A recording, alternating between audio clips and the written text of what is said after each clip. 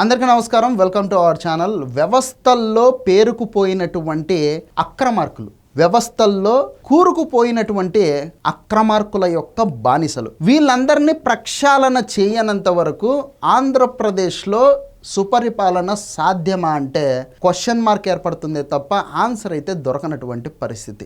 ప్రతి వ్యవస్థలోనూ జగన్మోహన్ రెడ్డి తన మనుషుల్ని పెద్ద ఎత్తున ఏర్పాటు చేసుకున్నవాడు. ఇంకా మీకు ఒక ఉదాహరణ కూడా చెప్తాను. భూమన కరుణాకర్ రెడ్డి టీటీడీ మాజీ చైర్మన్గా పనిచేశాడు. ఆయన ఓపెన్గా ఇచ్చినటువంటి స్టేట్మెంట్ ఏంటి అంటే, తిరుమల తిరుపతి దేవస్థానంలో మా మనుషులు 2000 మంది పైగా ఉన్నారు అని చెప్పేసి ఆయన మాట్లాడడం జరిగిందనమాట. అంటే ఒక్క తిరుమల తిరుపతి దేవస్థానంలోనే వైసీపీకి చెందినటువంటి జగన్మోహన్ రెడ్డికి ఊడిగం చేసేటటువంటి వాళ్ళు 2000 మంది ఉంటే ఆంధ్రప్రదేశ్లో ఎన్ని శాఖలు ఉన్నాయి, అందులో ఎన్ని డిపార్ట్మెంట్లు ఉన్నాయి, ఎన్ని డిపార్ట్మెంట్లకు ఎన్ని వేల మంది అధికారులు ఉన్నారు, వాళ్ళల్లో ఎన్ని వేల మంది జగన్మోహన్ రెడ్డికి ఊడిగం చేసేటటువంటి బానిసలు ఉన్నారు. వీళ్ళ వల్ల రాష్ట్ర ప్రభుత్వానికి మచ్చ తప్ప మంచి అనేది జరగడం లేదు.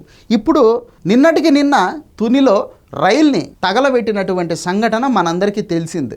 ఆ కేసుని విజయవాడ కోర్టు కొట్టేసిన తర్వాత ఆ కేసు మీద అప్పీల్కి వెళ్తా ఉన్నాం హైకోర్టుకు అని చెప్పేసి ప్రభుత్వానికి తెలియకుండా ప్రభుత్వాధికారులు నోటిఫికేషన్ అనేది రిలీజ్ చేయడం జరిగిందనమాట. ముఖ్యమంత్రి గారికే తెలియకుండా, ప్రభుత్వానికే తెలియకుండా ప్రభుత్వంలో ఉన్నటువంటి కొంతమంది అధికారులు కేవలం జగన్మోహన్ రెడ్డికి రాజకీయ లబ్ధిని చేకూర్చడమే లక్ష్యంగా ఈ విధంగా పనిచేస్తూ ఉన్నారు. దానికి సంబంధించి సున్నితమైన అంశంలో ఇంత నిర్లక్ష్యం ఎందుకు?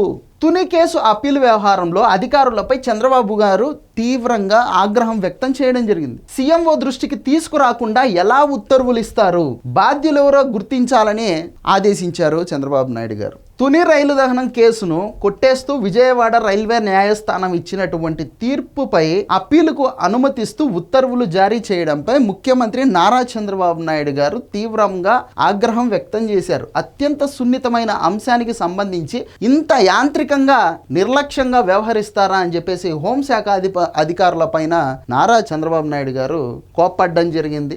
ఈ తుని సంఘటన గురించి మనం ఒకసారి గుర్తు చేసుకుంటే, గతంలో కాపు రిజర్వేషన్ ఉద్యమ నేత ముద్రగడ పద్మనాభం ఆధ్వర్యంలో కాపులకు రిజర్వేషన్ల కల్పన కోసమై ఈ గొడవలు అనేటివి జరిగినాయి.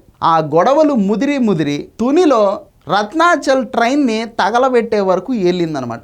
ఆ కేసు కోర్టులో చాన్నాళ్ళు నడిచింది. తర్వాత విజయవాడ రైల్వే కోర్టు దాన్ని కొట్టేసిన తర్వాత సరే అని చెప్పేసి ఎవరికి వాళ్ళు ఉండిపోయినటువంటి పరిస్థితి. తర్వాత ముద్రగడ పద్మనాభం తన పేరును మార్చుకొని ముద్రగడ పద్మనాభ రెడ్డిగా మార్చుకొని జగన్మోహన్ రెడ్డి పార్టీలో చేరిపోయి జగన్మోహన్ రెడ్డికి ఊడిగం చేస్తూ ఉండేటటువంటి పరిస్థితి అనమాట. ఇప్పుడు ఆ ముద్రగడ పద్మనాభ రెడ్డా కాదో మనకైతే తెలీదు. రెడ్లు అయితే యాక్సెప్ట్ చేయరు, అలాగని కాపులు ఇప్పుడు యాక్సెప్ట్ చేసేటటువంటి పరిస్థితి లేదు. మొత్తానికి ఏంటంటే మళ్ళీ ఈ కేసును తిరగదోడి కాపుల మీద కక్ష సాధింపు చర్యలకు పాల్పడతా ఉంది చంద్రబాబు నాయుడు గారి ఆధ్వర్యంలో ఉన్నటువంటి కూటమి ప్రభుత్వం అనేటటువంటి సంకేతాలు కాపు కులస్తులకు అందరికీ పంపితే, తద్వారా పవన్ కళ్యాణ్ పక్కన ఉండి కూడా కాపుల మీద కక్ష సాధిస్తా ఉన్నారా అనేటటువంటి అభిప్రాయంతో కాపులు మొత్తం పవన్ కళ్యాణ్ని దూరం పెడతారు, అలాగే చంద్రబాబు నాయుడు గారిని కూడా దూరం పెడతారు. తద్వారా వేరే ఆప్షన్ లేక వైసీపీకే ఓటేస్తారు. కాబట్టి మళ్ళీ 2029లో మేము